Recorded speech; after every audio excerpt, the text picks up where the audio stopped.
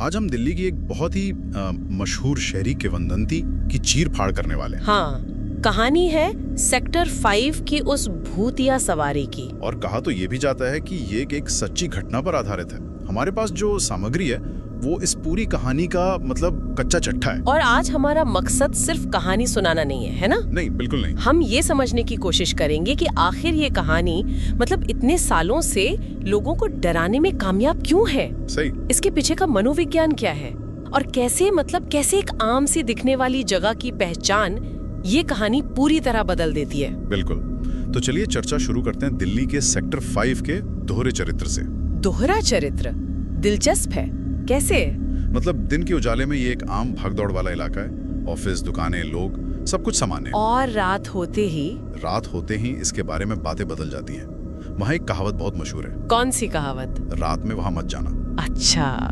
जो गया वो अकेला वापस नहीं आया। ये अपने आप में एक दमदार शुरुआत है, नहीं? ये सिर्फ एक कहावत नहीं है, ये एक तरह की मनोवैज्ञानिक सीमा है, एक मेंटल फेंस जो उस इलाके के चारों ओर खींच दी गई है। मेंटल फेंस, ये अच्छा शब्द है। ये कहानी उस जगह के भूगोल से ज्यादा हमारे दिमाग के भूगोल पर काम करती है। तो चलिए इसी दिमागी भूगोल में उतरते हैं। तो कहानी का जो मुख्य किरदार है वो है राहुल, एक कैब ड्राइवर।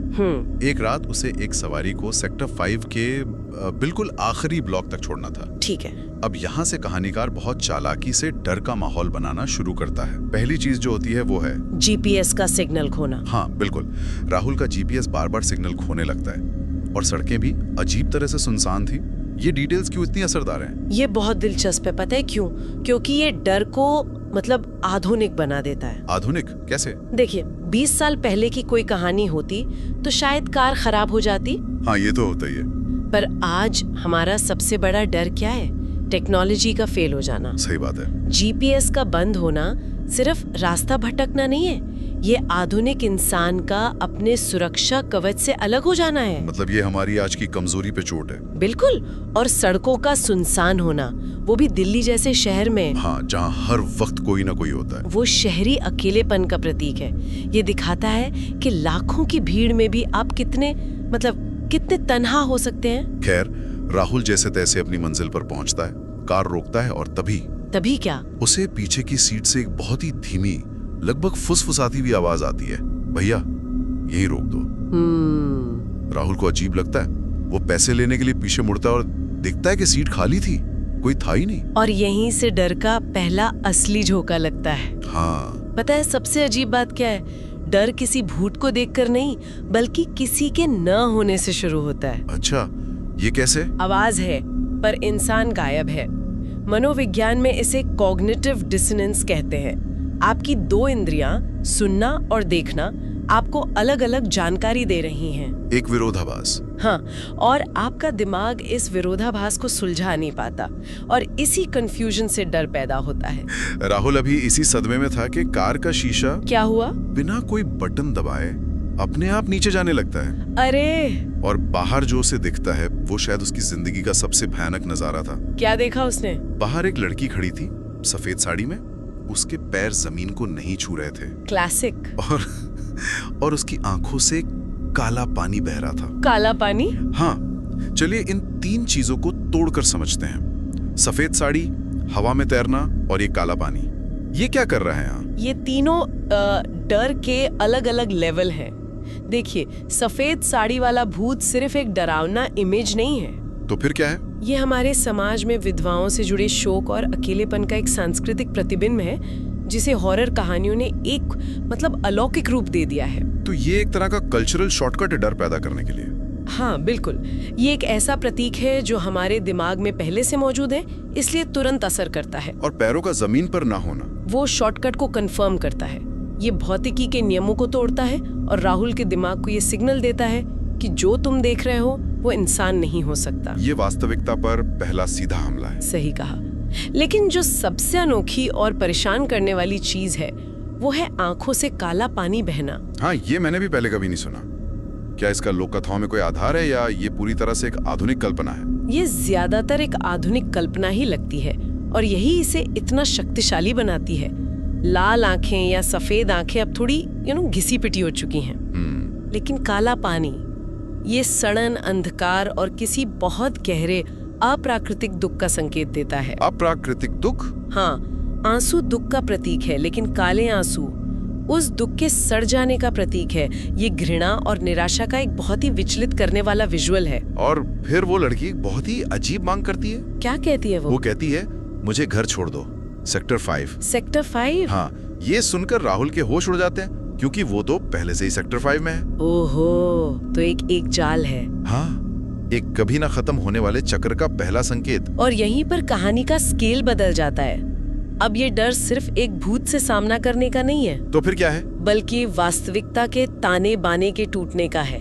राहुल के लिए अब सवाल ये नहीं है कि मैं भूत से कैसे बचूं। सवाल ये बन गया है कि क्या ये जगह असली भी है या मैं किसी बुरे सपने में फंस गया हूँ। इसी डर से राहुल वहाँ से गाड़ी भगाने का फैसला करता है। जाहिर है वो एक्सेलरेटर पर पूरा जोर लगा देता है, कार को तेज रफ्तार से दौड़ाता है, बस उस जगह से दूर जाने के लिए। लेकिन वो जितनी भी तेज गाड़ी चलाता, हर मोड़ के बाद उसे वही साइन बोर्ड दिखाई देता, सेक्टर 5। The loop. ये मनोवैज्ञानिक हॉरर का एक बहुत शक्तिशाली हथियार है।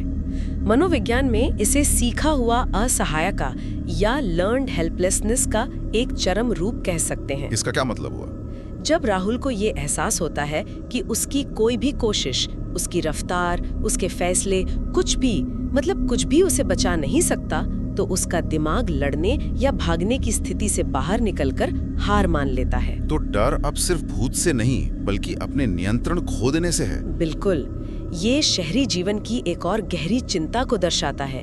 एक रास्ता और फंस जाने का डर। मतलब? रोज एक ही रास्ते से ऑफिस जाना, एक ही जैसा काम करना। ये कहानी उस रोजमर्रा के चक्र को एक जानलेवा भौगोलिक जाल में बदल देती है। Geographical trap. हाँ, आप भाग रहे हैं लेकिन कहीं पहुंच नहीं रहे, आपकी सारी मेहनत बेकार है।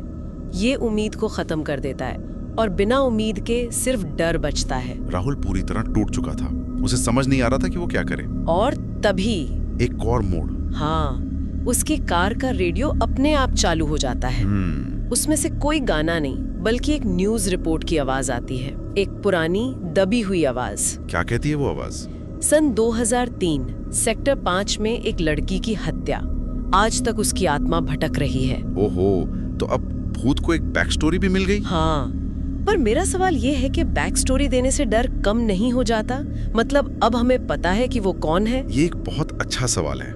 आमतौर पे लगता है कि अज्ञात ज्यादा डरावना होता है, लेकिन यहाँ बैक स्टोरी डर को कम नहीं करती, बल्कि उसे एक नया आयाम देती है। वो अब सिर्फ एक डरावनी शक्ति नहीं है, बल्कि एक शिकार है, एक पीड़ित है जिसके साथ कुछ बहुत बुरा हुआ था। तो ये मुठभेड़ एक दुखद कहानी बन जाती है। हाँ, लेकिन एक दुखद कहानी और डरावनी हो सकती है। वो कैसे? क्योंकि अब उस आत्मा के पास एक मकसद है। हो सकता है वो न्याय चाहती हो, या बदला, या शायद वो इतनी अकेली है कि उसे अपने साथ कोई चाहिए। मकसद एक रैंडम मॉन्स्टर से ज्यादा खतरनाक होता है। अब राहुल सिर्फ एक गलत समय पे गलत जगह पे नहीं है, बल्कि वो उस कहानी का हिस्सा बन गया है, और शायद उस कहानी का अगला शिकार भी। और जैसे ही ये घोषणा खत्म होती है, राहुल की कार बीच सड़क पे बंद हो जाती है। सब कुछ बंद, इंजन, लाइट, सब कुछ पूरी तरह सन्नाटा।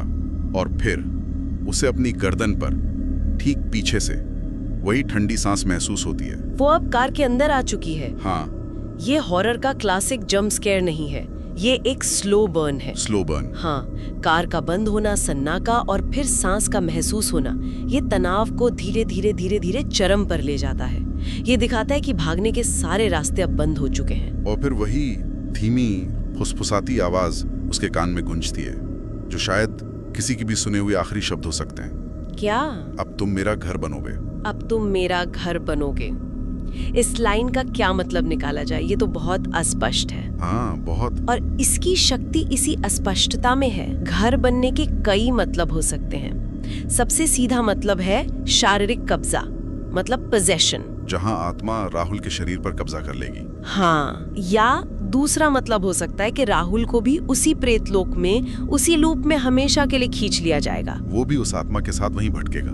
बिल्कुल। तो कहानी हमें कोई सीधा जवाब नहीं देती, बल्कि एक भयानक संभावना हमारे सामने रखकर खत्म हो जाती है। और यही अच्छी हॉरर कहानियों की निशानी है ना? सही कहा। वो आपको जवाब नहीं देती, वो आपके मन में सवाल छोड़ जाती हैं। हमारा दिमाग खाली जगहों को भरने की कोशिश करता है और इस मामले में हम जो भी कल्पना करेंगे वो किसी भी सीधे जवाब से ज्यादा डरावना होगा। कहानी का अंत बहुत छोटा और प्रभावी है।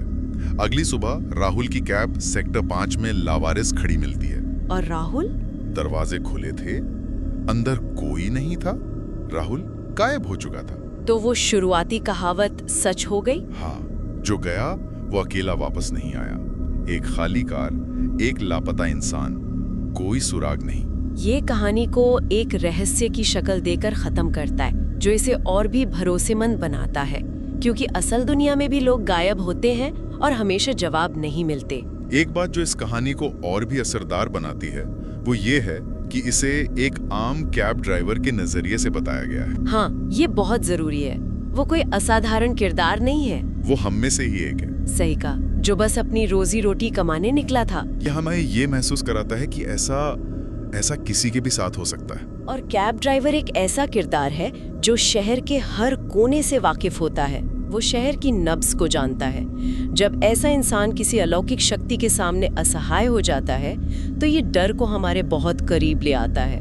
ये हमारे रोजमर्रा के जीवन में घुसपैठ करता है। तो ये कहानी सिर्फ एक भूत के बारे में नहीं है। नहीं, ये तकनीक पर हमारी निर्भरता, शहरी जीवन में अकेलेपन और नियंत्रण खो देने के हमारे गहरे डर के बारे में है। और ये दिखाती है कि कैसे कहानियां, मतलब सिर्फ कहानियां, किसी जगह की पहचान को पूरी तरह बदल सकती हैं। बिल्कुल। दिन में जो सेक्टर 5 एक आम जगह है, रात में वो इन कहानियों की वजह से एक डरावनी, रहस्यमयी जगह बन जाता है। उसका अपना एक अलग व्यक्तित्व बन जाता है। तो इस पूरी चर्चा के बाद एक सवाल श्रोताओं के सोचने के लिए छोड़ जाते हैं। किसी शहर से जुड़ी ऐसी शहरी किंवदंतियां आखिर बनती और फैलती क्यों हैं? क्या ये सिर्फ मनोरंजन के लिए गढ़ी गई कहानियां हैं, या ये किसी शहर के सामूहिक अवचेतन का नक्शा है? या शायद ये उन जगहों को चिन्हित करती हैं जहां कोई असल त्रासदी हुई थी, एक ऐसी चेतावनी जिसे हम औपचारिक इतिहास में भूल चुके हैं पर कहानियों में जिंदा रखे हुए हैं।